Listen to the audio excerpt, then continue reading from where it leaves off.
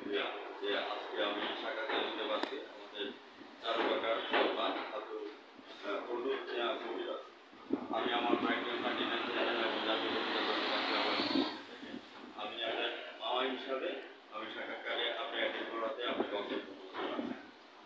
প্রথমে মামা আমি আপনার কাছে জানতে চাচ্ছি আপনার বাবার কিছু কথা তুলে ধরবেন এবং যে চিকিৎসাগুলি করা হয় আপনাদের একটা জনপ্রিয়তা আছে একদম থেকে তেঁতুলিয়া থেকে মানুষ আছে হয়তো আমাদের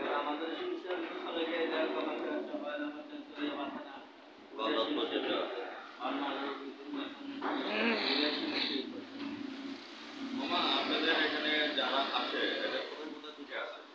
আসে বরিশাল, ঢাকায়, বাংলাদেশ 64টা জেলা থেকে সব জায়গা থেকে আসে। চারু কাকার কথা কিছু বলবেন আমার দাদার কথা।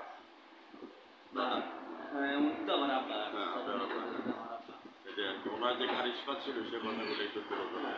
ওইটা হইলো অনেকক্ষণ দেখেছে আল্লাহ দান করে সে দান করছে অথবা আমার বাপু হয়ে গেছে হয়ে গেছে।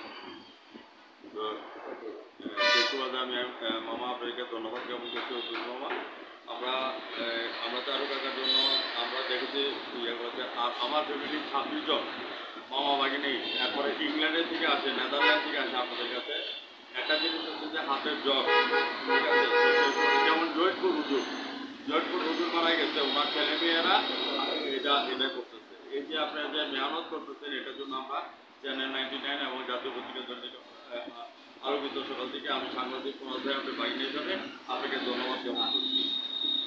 ভিউয়ার্স যারা আমার চ্যানেলের সামনে আছেন আজ রাত 9:15 আমাদের চারু কাকার সন্তান অর্থাৎ আমার মামা প্রথমতম সাক্ষাৎকারটি দেখে নেবেন এবং আমরা স্কুলিংয়ের মাধ্যমে মামার সমস্ত ঠিকানাটা দিয়ে দিব। আপনারা দূর দূরান্ত থেকে আসবেন। আল্লাহ তাআলার যে অলৌকিক যে একটা ঘটনা, অলৌকিক যে একটা পাওয়ার চারু কাকার যে একটা শক্তি ছিল এই শক্তিটা যা কিছু আসবে সব আল্লাহ থেকে আসবে একটা উসিলা মাত্র। তো এই জন্য মামা আমি অন্তরস্থল থেকে আপনি দোয়া করে যাই।